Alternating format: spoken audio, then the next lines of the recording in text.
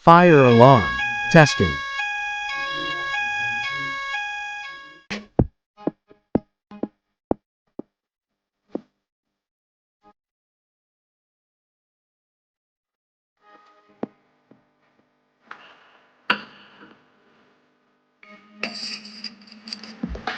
Wait till the alarm ringing.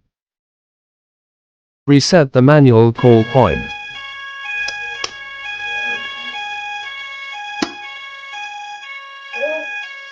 Return to the fire alarm control panel and confirm that the activated manual call point address and the zone are correct. Silence the alarm and reset the fire alarm control panel. The boiler should be turned on. Yep. Boiler.